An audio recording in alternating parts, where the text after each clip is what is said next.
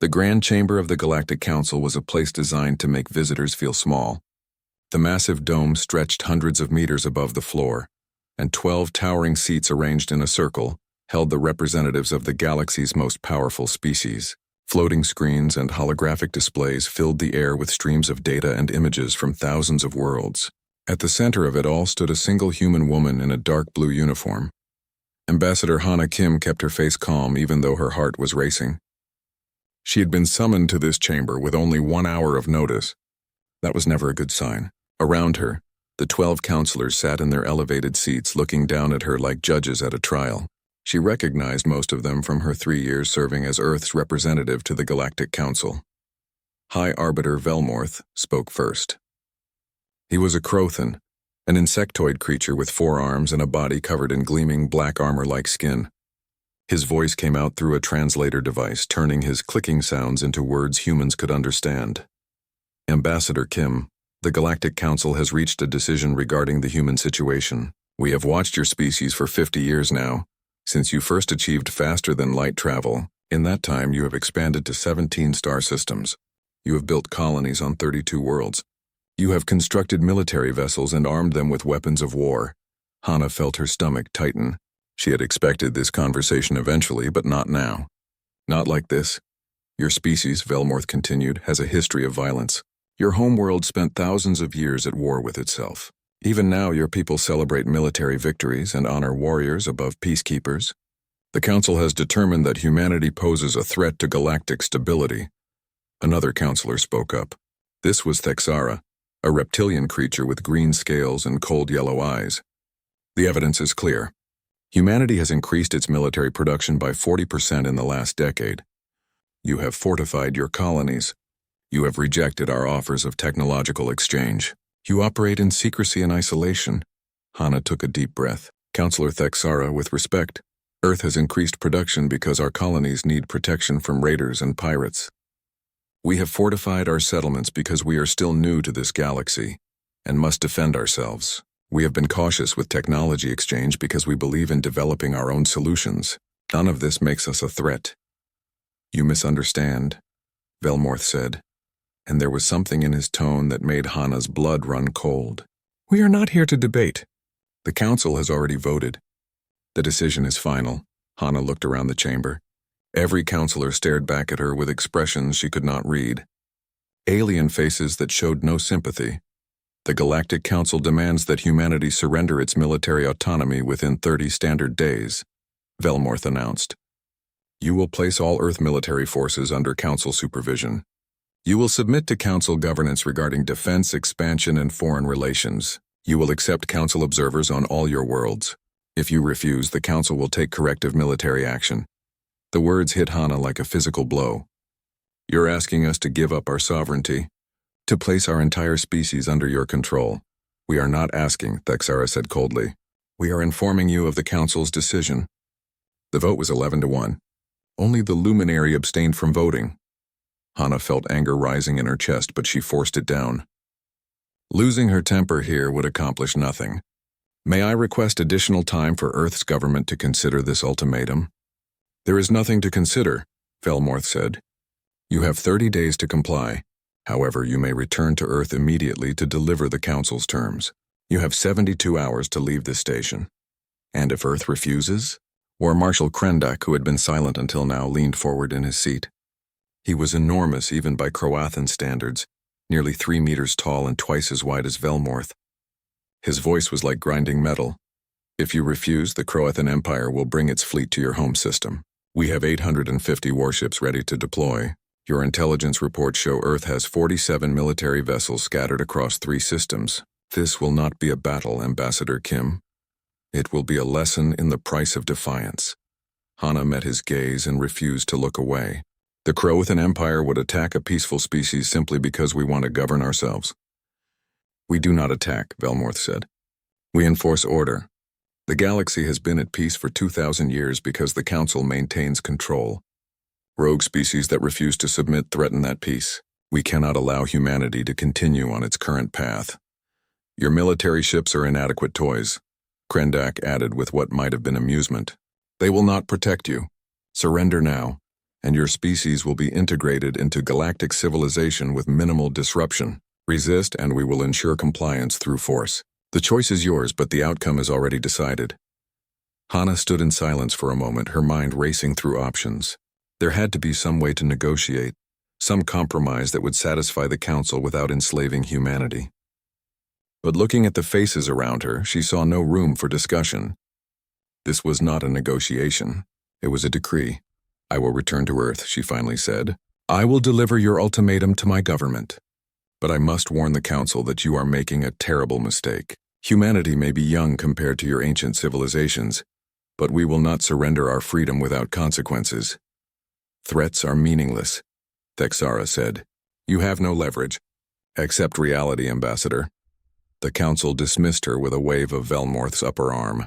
Hana turned and walked toward the chamber exit, her footsteps echoing in the vast space. Behind her, she could hear the counselors already discussing other matters. As if humanity's fate was nothing more than a minor administrative detail. Her assistant, Yejin Choi, was waiting outside the chamber doors.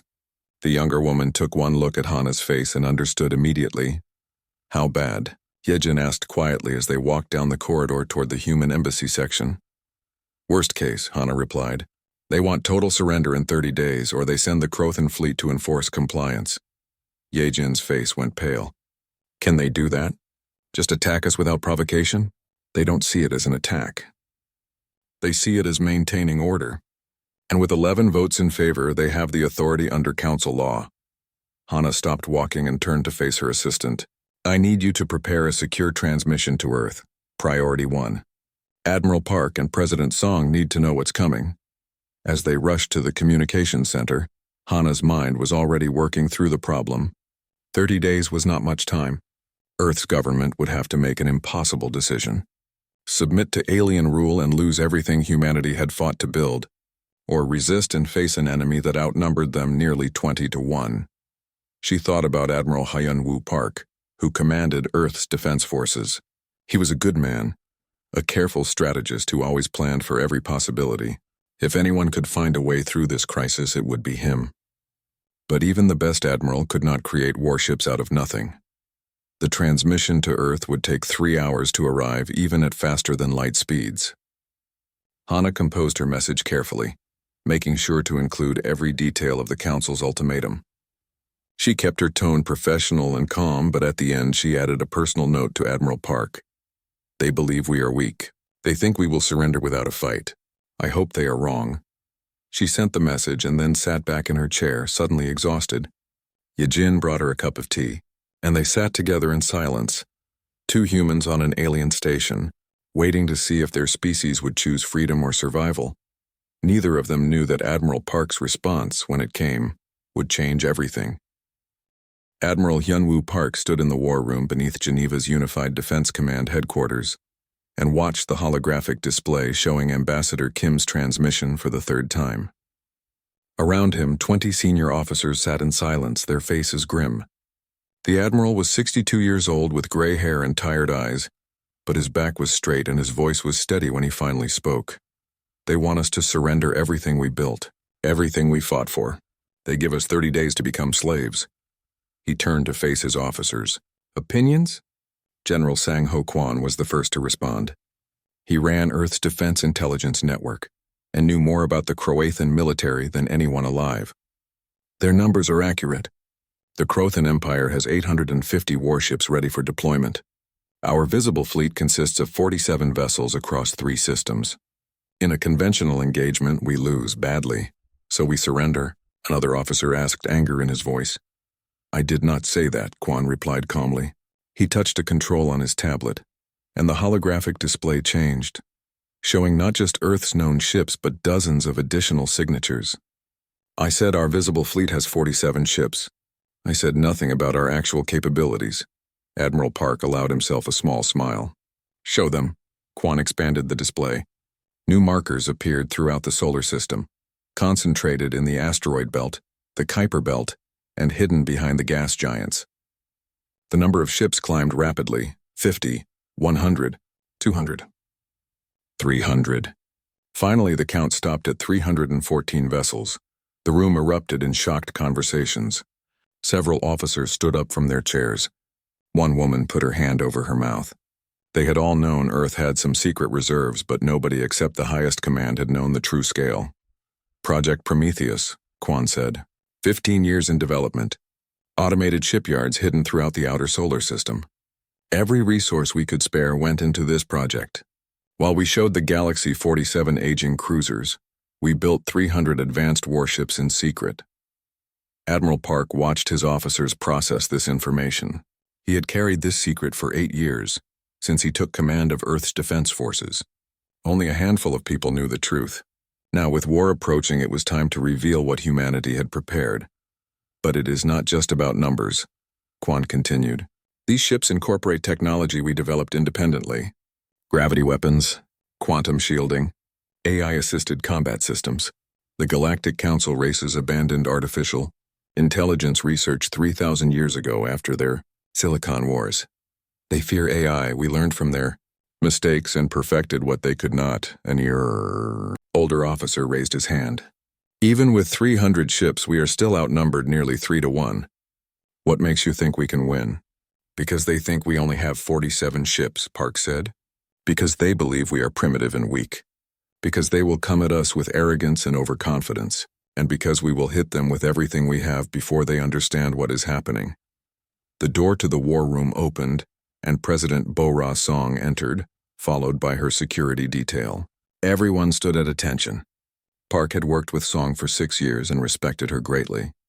She had been a military strategist before entering politics, and she understood warfare better than most soldiers. At ease, Song said, waving them back to their seats. I received the Council's ultimatum 2 hours ago. I have spent that time meeting with the planetary government representatives. The vote was closer than I would have liked, but the decision is made. Earth will not surrender. She walked to the center of the room and looked at the holographic display showing the hidden fleet. Admiral Park, General Quan, I need you to tell me honestly. Can we win this fight? Park did not hesitate. Yes, Madam President. We can win. The cost will be high. We will lose ships and people, but we can defeat the Croathan armada and send them running back to their empire. Then make it happen, Song said. I will handle the politics and keep the Council guessing. You handle the military. Show them that humanity bows to no one. After the president left, Park called forward a woman in a white lab coat who had been waiting at the back of the room. Dr. Yoon was young, barely 35, but she had designed most of the weapons systems on the new fleet. She looked nervous standing in front of so many senior officers. Dr. Yoon, Park said gently, tell them about the ships. Yoon cleared her throat and touched her tablet. The display changed to show a detailed schematic of one of the new warships. This is the Daejeon-class destroyer. Length 400 meters. Crew of 230. Primary weapons are gravity pulse cannons that can crush a ship's hull without shields being able to stop them. Secondary weapons include quantum torpedoes that tunnel through space and hit targets from unexpected angles. Defensive systems include adaptive shielding that learns and adjusts to enemy weapons fire. She switched to another ship design. This is the Sol-class battleship. Twice as large. These are our heavy hitters. Each one carries enough firepower to engage 10 enemy cruisers simultaneously. We have 18 of them. And the flagship? Someone asked. The EDS Indomitable, Yoon said. And the display showed a massive vessel that dwarfed all the others. 1,200 meters long. Crew of 2,000. Mass equivalent to 10 Croathan cruisers. It carries experimental weapons we have never tested in actual combat. Commander Jiwoo Han will captain it. Park nodded. Commander Han is being briefed separately. She will lead our vanguard force. He looked around the room at his officers. Each of you will receive your assignments within the next 6 hours. We have 30 days until the Council's deadline, but we assume the Croathan fleet will arrive sooner. We go to battle stations in 48 hours and begin deployment to attack positions. Captain Taeyang Lee, Park's strategic coordinator, stood up. He was young for his rank, only 32, but he had a brilliant mind for tactics. Admiral, I recommend we position our forces in multiple locations throughout the solar system. Let the Croathans think they see our entire fleet defending Earth. Then we hit them from the sides and rear with forces they did not know existed. Agreed, Park said. Work with General Quan to identify optimal positions. Remember, the enemy will arrive in their traditional battlesphere formation. They have used it for centuries and won countless victories with it. They will not expect us to know how to counter it. Over the next several hours, the war room became a hive of activity. Officers reviewed tactical plans. Engineers checked ship readiness reports. Intelligence analysts studied every piece of data they had on Croathan weapons and tactics. Everyone understood what was at stake. This was not just another military operation. This was a fight for humanity's survival as a free species. Admiral Park stepped outside the war room for a moment of quiet. He walked to a window overlooking the city of Geneva and watched the sun setting over the mountains. Somewhere up there, beyond Earth's atmosphere, Ambassador Kim was trying to buy them time. Somewhere out in the dark between stars, the Croathan armada was preparing to crush humanity. Captain Taeyang Lee found him at the window. The young officer stood beside him in silence for a moment before speaking. "Sir, do you really think we can win?" Park thought about the question carefully. "Yes, but not because our ships are better or our weapons are stronger. We will win because they think we are weak. They think we will break easily. They have no idea what humans are capable of when we fight for our freedom. And if we lose, then we lose fighting on our feet, not begging on our knees." Park turned from the window. "Come on, we have work to do. Let's show the galaxy what humanity is made of." Far away on the council station, Ambassador Hana Kim prepared to send another message back to Earth. She had stalled for 2 more weeks by presenting proposals for conditional surrender terms. The council had rejected everything, but they were willing to listen. She did not know that her stalling tactics were buying precious time for Admiral Park's preparations. She did not know about the secret fleet or Project Prometheus. All she knew was that she had to keep talking, keep negotiating, keep the council thinking that Earth was weak and desperate. It was the hardest role she had ever played, but she would play it perfectly. Because somewhere behind her words, Earth's fleet was preparing to deliver a message the galaxy would never forget. The Croathan armada assembled at the edge of human space like a gathering storm. 850 warships arranged themselves in the void, their running lights creating a field of stars where no stars should exist. War Marshal Krendak stood on the bridge of his flagship, the Conquest of Ages, and watched the final vessels slip into formation. It had taken 3 weeks to gather this force, but now it was complete. The largest battle fleet the Croathan Empire had deployed in 2 centuries. His second officer approached with a data tablet. "Marshal, all ships report ready. The battlesphere formation is locked. We await your command to advance." Krendak studied the tactical display. The sphere formation was ancient, proven in 1,000 battles across 1,000 years. It surrounded the enemy from all directions and crushed resistance through overwhelming force from every angle. No species had ever survived it when the Croathans deployed their full might. The humans would be no different. "Broadcast the message," Krendak ordered. Across all human colonies, across every communication channel, the Croathan transmission began. Krendak's image appeared on screens throughout human space. His voice was cold and absolute. "Humans of Earth and the colonies. This is War Marshal Krendak of the Croathan Imperial Fleet. You have 48 hours to respond with unconditional surrender. Place your military forces under Council control. Submit to Council governance. Do this and your species will be integrated peacefully into galactic civilization. Refuse and we will reduce your defenses to ash and take your homeworld by force. There will be no negotiation. There will be no mercy. You have 48 hours. Choose wisely." The transmission ended. Krendak turned back to his tactical display with satisfaction. The humans would see his fleet on their sensors now. They would count the ships and realize their situation was hopeless. By this time tomorrow, Earth's government would send their surrender. It always happened this way. What Krendak did not see was the small human ship watching his fleet from 10,000 kilometers away, hidden in the shadow of a dead asteroid. The EDS Shadow was a stealth reconnaissance vessel, barely 50 meters long, with sensor-absorbing hull plating that made it nearly invisible. On the bridge, Captain Subinon watched the Croathan formation with intense focus. "Are you getting all of this?" she asked her sensor officer. "Yes, Captain. Every ship signature, every weapons reading, every communication frequency. The data is transmitting back to Admiral Park in real time." Subin nodded. She had been following the Croathan fleet for 2 weeks, staying just beyond their sensor range, documenting everything. The Shadow was equipped with some of Earth's most advanced observation technology. The Croathans had no idea they were being watched. "Their formation has a weakness," her tactical officer said, highlighting a section of the display. The way they arrange their command ships creates a gap in their sensor coverage right here. If our ships came from this angle, they would not see us until we were on top of them. Subin recorded the observation and added it to her report. Every piece of data could save human lives in the coming battle. She had volunteered for this mission knowing it was dangerous. If the Croathans detected her ship, they would destroy it instantly. But someone had to watch the enemy and report back. That was her job. Back on the council station, Ambassador Hana Kim walked into the Grand Chamber for another meeting. She had been summoning every diplomatic skill she possessed for the past 3 weeks, stalling and delaying and proposing alternatives. The council was growing impatient with her, but she had managed to buy Earth almost 2 full weeks beyond the original deadline. High Arbiter Velmorth clicked his mandibles in irritation as she approached. Ambassador Kim, we have received word that War Marshal Krendak's fleet is in position. The time for discussion has ended. Does Earth surrender or not? Hana kept her face calm even though her heart was pounding. High Arbiter, I must protest this aggressive action. Earth has not threatened the Council. We have not attacked any member species. This military deployment is unjustified.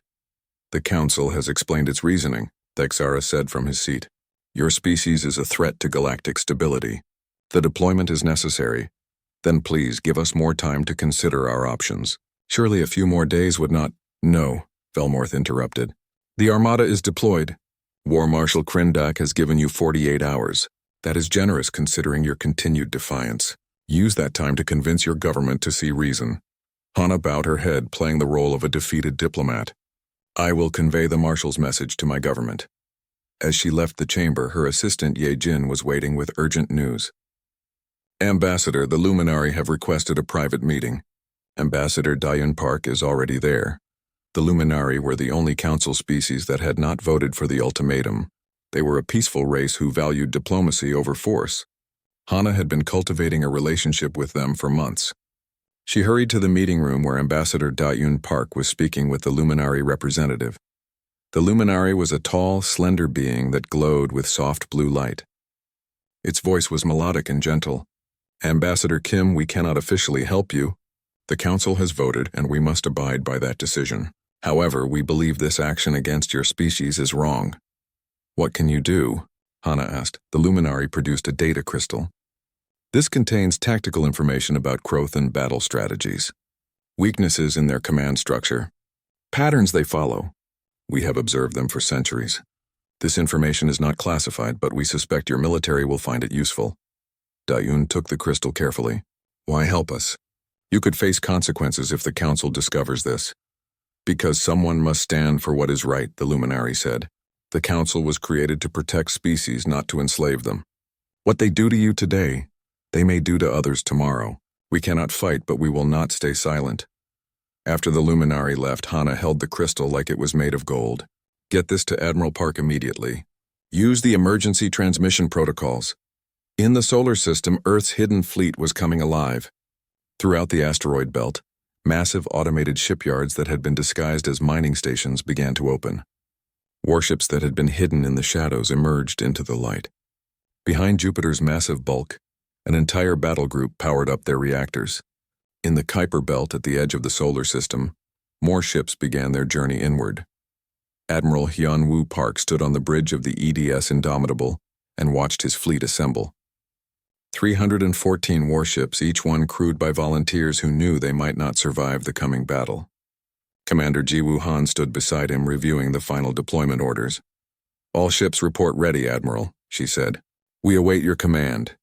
Park looked at the tactical display showing the approaching Croathan armada. They were still 2 days away from Earth, moving slowly and confidently.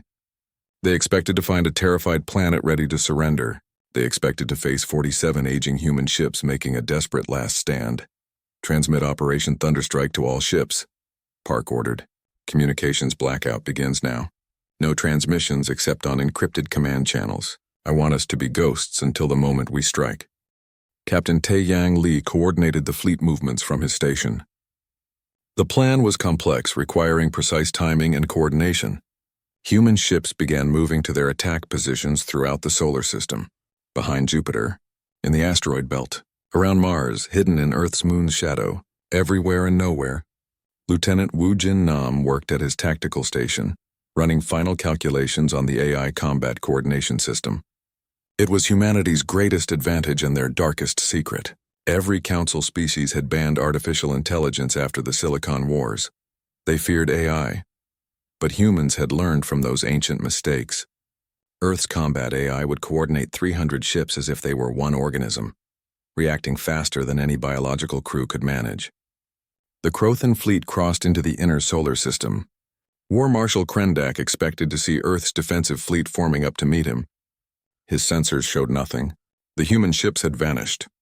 Perhaps they have already fled, his second officer suggested. No, Krendak said.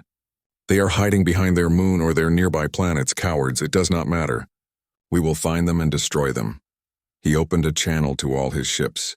Prepare for orbital bombardment. We will destroy their military installations first, then demand surrender. If they still refuse, we will begin targeting their cities. The fleet advanced toward Earth, confident and unstoppable.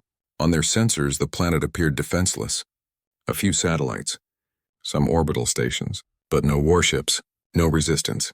Krendak broadcast one final message to Earth. This is your last chance. Surrender now or watch your world burn. The response from Earth was silence. Admiral Park stood on his bridge and smiled. The Croathan fleet was exactly where he wanted them. Scattered throughout the solar system, 314 human warships waited in absolute silence, invisible to enemy sensors. Every captain knew their role. Every crew was ready. 48 hours they gave us, Park said quietly. 48 hours to surrender or die. Let us show them what humans do with deadlines. He looked at Commander Han. She nodded and placed her hand on the weapons control. Captain Lee confirmed all ships were in position. Lieutenant Nam's AI system was active and ready. The Crothan armada entered Earth's orbital space. Still they saw nothing. Still they detected no resistance. Then Admiral Park gave the order that would change everything. All ships. Weapons-free attack. The space around Jupiter erupted with light as 80 human warships powered up their weapon systems and dropped their stealth fields simultaneously. War Marshal Krendek's second officer shouted in alarm as the sensor display suddenly filled with new contacts. Ships that had not existed a moment ago now blazed on every screen. Contacts behind Jupiter. Multiple vessels powering weapons. Before Krendek could respond, the asteroid belt came alive. 70 more human ships revealed themselves, dropping the sensor-absorbing fields that had hidden them among the rocks. Then Mars, then the Kuiper Belt, then a dozen other locations throughout the solar system. Everywhere the Croathans looked, human warships appeared like predators emerging from tall grass. Krendek stared at his tactical display in disbelief. The count climbed rapidly. 100 ships. 200. 300. This was impossible. Intelligence had confirmed Earth only possessed 47 vessels. Where had all these ships come from? All ships, battle sphere formation, he ordered, but his voice cracked with something he had never felt before in combat. Fear. Admiral Hyunwoo Park watched the Crothan fleet scramble to respond and felt a cold satisfaction. The enemy had walked into his trap perfectly. Now came the hard part. Now came the killing. Commander Han, you may engage, he said calmly. The EDS Indomitable accelerated forward, and the massive battleship seemed to make the void itself tremble. At 1,200 meters long, it was twice the size of anything the Croathans had ever built. Its hull was painted black to blend with space, and across its surface weapon ports began to glow with building energy. Commander Ji Woo Han stood on her bridge with her hands clasped behind her back. Around her, 2,000 crew members worked at their stations with practiced efficiency. They had trained for this moment for years. Now it was real. Target their command ships first, she ordered. Gravity pulse cannons full power. The Indomitable's main weapons fired. Invisible waves of gravitational force lanced through space at the speed of light. 3 Croathan cruisers simply crumpled, their hulls collapsing inward as if crushed by a giant invisible hand. Shields meant to stop energy weapons and projectiles did nothing against gravitational attacks. The physics were wrong. The defense was useless. Second volley, Han said. Quantum torpedoes. Dozens of small missiles launched from the Indomitable and vanished. They did not travel through normal space. Instead, they tunneled through quantum foam, reappearing inside the Crothan formation from impossible angles. Explosions blossomed throughout the enemy fleet as the torpedoes materialized inside shield perimeters and detonated against bare hulls. The rest of Earth's fleet struck from every direction at once. Captain Tae-Yang Lee's tactical plan was working perfectly. The human ships moved in coordinated packs of 5 or 10, striking weak points and vanishing before the Croathans could respond. They used tactics the enemy had never seen. Speed and precision instead of brute force. Intelligence instead of tradition. Lieutenant Wu Jin Nam watched his tactical display with fierce concentration. The AI combat coordination system he had designed was performing beyond expectations. 300 human ships moved as one organism, each vessel aware of every other vessel's position and intent. When one ship fired, others adjusted their positions to maximize the attack. When one ship took damage, others moved to cover it. The coordination was perfect and instant. War Marshal Krendak tried to restore order to his formation, but the humans gave him no time. His battlesphere was collapsing. Ships that should have been supporting each other were isolated and destroyed. His commanders were shouting contradictory reports. Nothing made sense anymore. Their ships are too fast. They are appearing behind us. My shields are not stopping their weapons. We have lost the entire third quadrant. Krendak watched a group of 5 human destroyers tear through a formation of 20 Croathan cruisers like sharks through small fish. The human ships moved in perfect synchronization. Their weapons fire coordinated to hit the same target simultaneously. Each attack was calculated to maximize damage.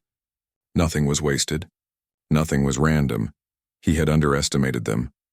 Badly. Captain Subin An brought the EDS Shadow out of hiding and began her mission. While the main battle raged, she slipped past the Croathan perimeter using her stealth systems. Her target was the enemy command ship. Admiral Park had given her a special weapon designed for this exact purpose. Approaching the conquest of ages, her pilot reported. They have not detected us. Good, Subin said. Deploy the virus package. The Shadow launched a small probe that latched onto the Croathan flagship's communication array.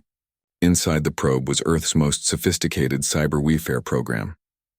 Within seconds, it had infiltrated the Croathan network and begun spreading. The enemy used rigid hierarchical command structures that depended on constant communication between ships. Earth's virus disrupted that communication, turning the Croathan fleet into hundreds of individual ships with no coordination. Krendak suddenly found himself unable to contact half his fleet. His tactical display filled with errors. Ship status reports stopped updating. His carefully maintained command structure dissolved into chaos. We are under cyber attack, his communication officer shouted. The network is compromised. Without central coordination, Croathan captains reverted to basic training. They followed the same standard attack patterns they had used for centuries. Those patterns were predictable. Lieutenant Nam's AI had studied them all and knew exactly how to counter each one. Human ships began targeting Croathan vessels with terrifying efficiency. Every attack hit precisely where it needed to. Every movement avoided enemy fire by the smallest margins. The AI calculated trajectories and probabilities thousands of times per second, giving human ships what seemed like supernatural awareness. Commander Han brought the Indomitable into the heart of the enemy formation. The massive battleship shrugged off hits that would have destroyed smaller vessels. Its adaptive shielding learned from each attack and adjusted its frequency to better defend against the next. Croathan weapons that had worked initially became less and less effective with each shot. They are learning from us, a Croathan weapons officer screamed in frustration. Their shields adapt to our fire. The battle raged for 6 hours. Human casualties mounted but remained far lower than projected. 7 human destroyers were destroyed completely. 16 more ships took significant damage and withdrew from combat. But the Croathan losses were catastrophic. Admiral Park watched the tactical display and made constant adjustments to his strategy. When the Croathans tried to regroup near their flagship, he sent Han and the Indomitable to break them apart. When they attempted a fighting retreat, he deployed faster ships to harass them. He gave them no rest, no time to think, no opportunity to reorganize. Captain Tae-Yang Lee noticed something on his sensors. Admiral, the Croathan flagship is turning away. They are breaking formation. Park nodded. They are preparing to run. All ships press the attack. Do not let them escape cleanly. The conquest of ages fired its engines at full power and began to flee. Around it, the surviving Croathan ships saw their commander retreating and panic set in. The organized formation collapsed completely as hundreds of ships turned and ran in different directions. Human ships pursued, but Admiral Park ordered them to hold back after a few minutes. There was no need for additional slaughter. The message had been delivered. When the battle ended, over 400 Croathan vessels had been destroyed or disabled. The survivors fled in disorder, leaving their dead behind. Human casualties were 23 ships damaged and 7 destroyed. The impossible had happened. Earth had won. On the bridge of the Indomitable, Commander Han allowed herself to sit down for the first time in 6 hours. Her hands were shaking slightly from adrenaline, but her face showed only calm satisfaction. Around her, the crew erupted in cheers. They had survived. They had won. Admiral Park broadcast a message on all frequencies, knowing the Galactic Council would hear it. To the Croathan Empire and the Galactic Council, you anticipated human capitulation. You were mistaken. Earth's fleet has arrived, and we have shown you that humanity will not bow. We did not seek this fight, but we will finish it if you force us. Leave our space and do not return. Lieutenant Nam shut down the AI combat system and leaned back in his chair, exhausted. The system had worked perfectly, but it had required his constant oversight to prevent it from becoming too aggressive. The balance between human judgment and artificial intelligence was delicate. Earth had found that balance. The Council races never had. Captain Subin On brought the Shadow back to the fleet, her mission accomplished. The cyber attack on the Croathan command network had been devastating. It would take them weeks to rebuild their communication systems. As human ships began rescue operations and damage assessment, a transmission came from the Galactic Council station. Ambassador Hana Kim's face appeared on Admiral Park's screen. She looked stunned.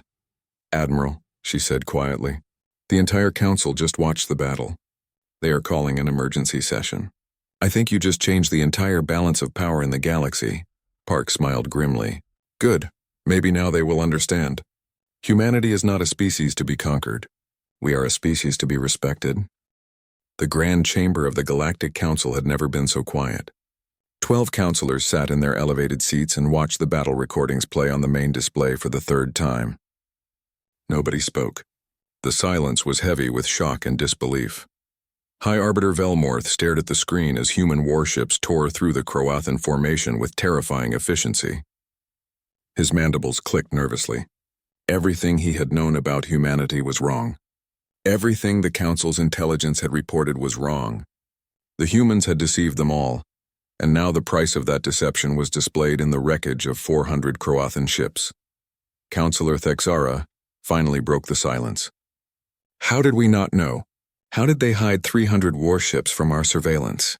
They used our own arrogance against us," the Luminari representative said softly. "We saw what we expected to see. 47 aging vessels. A primitive species. We never looked deeper because we believed we already understood them." Ambassador Hana Kim stood at the center of the chamber once again, but this time she was not pleading. Her back was straight, her voice was clear, and her eyes were hard. Behind her on a screen, the image of Admiral Park's fleet holding position around Earth served as a silent reminder of humanity's strength. "The Galactic Council demanded our surrender," Hana said. "You threatened to destroy our homeworld. You sent an armada to enforce your will. We responded not with capitulation but with strength. Earth has proven that humanity will not be conquered or enslaved." "You deceived us," Velmorth said, his voice shaking with anger. "You hid your true military capability. You lied." "We protected ourselves," Hana replied calmly. "When we first joined the galactic community, we saw how the Council treated species it considered weak. We learned from your history. We prepared for the day you might turn your power against us. That day came, and we were ready." Her assistant, Yejin Choi, activated another display showing detailed specifications of Earth's weapons technology: the gravity pulse cannons, the quantum torpedoes, the adaptive shielding, the AI combat coordination systems, technologies that no other Council species possessed. Earth developed these systems independently, Yejin explained. "We did not steal them. We did not copy them. We created them through our own research and innovation. While you believed we were primitive, we were advancing." Thexara leaned forward. "Your use of artificial intelligence violates the AI Prohibition Act established after the Silicon Wars. That alone is grounds for sanctions." "The AI prohibition is Council law," Hana said. "Earth was never a Council member. Your laws did not apply to us." And now that you have seen what we can do, perhaps you should reconsider whether that ancient prohibition still makes sense." The chamber erupted in angry voices. Several counselors shouted at once. Others argued with each other. The Croathan representative sat in silence, his face showing shame and defeat. Ambassador Da-Un Park, who had been working with the Luminari, stepped forward. "The Council must face reality. Humanity cannot be defeated by force. We saw what happened to the Croathan armada. Does any other species want to test their fleet against Earth's weapons? No? Then we must find a political solution." Velmorth stood up from his seat. "The Council will not negotiate with—" "Yes, you will," Hana interrupted. "Because you have no other choice. Earth's fleet remains on high alert. Our shipyards continue to produce new vessels. Our defenses grow stronger every day. You can accept us as equals, or you can try to fight us again. But I promise you, the second battle will end the same way as the first." She pulled out a data tablet and displayed Earth's counter-proposal on the main screen. "These are our terms. First, humanity will maintain full military sovereignty. No council oversight, no restrictions on our defense forces. Second, Earth will be granted a permanent seat on this council with full voting rights. Third, all species will recognize humanity's right to govern ourselves and expand our territory. Fourth, any future attempts at coercion or invasion will be treated as acts of war." "This is outrageous," Thexara protested. "You expect us to reward your aggression?" "Our aggression?" Hana's voice rose with anger for the first time. "You sent 800 warships to conquer us. We defended ourselves. That is not aggression. That is survival. If the Council cannot understand the difference, then perhaps the Council is not fit to govern." The Luminari representative stood. "I call for a vote on Earth's proposal. We have seen the alternative. We watched 400 ships destroyed and thousands of lives lost because the Council chose force over diplomacy. I will not support another such disaster." Over the next hour, the Council debated fiercely. Some members wanted to reject Earth's demands outright. Others argued for compromise. A few suggested another military action with a larger fleet. But gradually the reality became clear. Earth had the power to defend itself, and no single Council species could defeat them without catastrophic losses. Finally, the vote was called. 8 members voted in favor of accepting Earth's terms. 3 voted against, including what remained of the Croathan delegation. 1 abstained. The motion passed. High Arbiter Velmorth removed his ceremonial chain of office and placed it on his seat. "I resign my position," he said quietly. "I led the Council into this disaster. I will not compound my failure by remaining in power." On Earth, President Bo-Ra Song stood before the cameras in Geneva and addressed the entire planet. Billions of humans watched as she spoke with quiet pride. "Today, humanity proved something important to ourselves and to the galaxy. We proved that we will not surrender our freedom. We proved that we can stand against any threat. But most importantly, we proved that we can win not through cruelty or conquest, but through preparation, innovation, and courage." She paused and looked directly into the camera. "Many lives were lost in the battle. 7 ships destroyed, 312 crew members who will never come home. We honor their sacrifice. We remember their names. They died so that humanity could remain free." Admiral Hyunwoo Park stood on the observation deck of the Indomitable and watched Earth's fleet dispersing to new patrol zones. Captain Taeyang Lee joined him carrying 2 cups of coffee. "What do you think happens now, sir?" the young captain asked. Park took the coffee and sipped it thoughtfully. "Now comes the hard part. Winning the battle was easy compared to what comes next. We have to build lasting peace with civilizations that saw us as insects to be crushed. We have to prove that strength does not mean we will become conquerors ourselves. Do you think we can do it?" "Yes, because we understand something the Council forgot. Power without wisdom leads to tyranny. We have the power now. We must also have the wisdom to use it properly." Commander Ji Woo Han received commendations for her leadership during the battle. Lieutenant Woo Jin Nam was promoted to full lieutenant commander and assigned to train other officers in AI-assisted combat tactics. Captain Subin An and the crew of the Shadow received medals for their reconnaissance and cyber warfare operations. Dr. Yoon Ha-yoon found herself famous across the galaxy. Scientists from dozen species requested information about Earth's technology. She carefully shared some knowledge while keeping humanity's most important secrets protected. Earth would cooperate with the galactic community, but would never again be vulnerable. General Sang Ho Kwan prepared detailed reports on the battle for military academies across human space.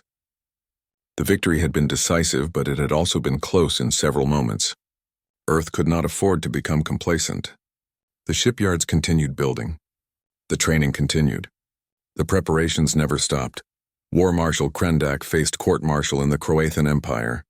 His arrogance and poor judgment had cost his people hundreds of ships and thousands of lives. The Croatian military would spend years rebuilding and rethinking their ancient strategies that had failed so catastrophically against human tactics. Ambassador Hana Kim was appointed as Earth's first counselor, with Ye-jin serving as her senior deputy. Together, they began the long process of integrating humanity into galactic politics. It would not be easy. Many species still viewed humans with suspicion or fear, but now that suspicion was mixed with respect. Ambassador Daewon Park continued her work with the Luminari, building bridges between species. The galaxy was changing. The old order that had lasted 2,000 years was cracking. New ideas and new perspectives were emerging. Earth was at the center of that change. 6 months after the battle, Admiral Park retired from active military service. He had served for 32 years and felt he had earned his rest. At his retirement ceremony, President Song presented him with humanity's highest military honor. "You saved our species," she said simply. "Earth will remember what you did here." Park shook his head. "I did not save humanity. Humanity saved itself. I just helped coordinate the effort.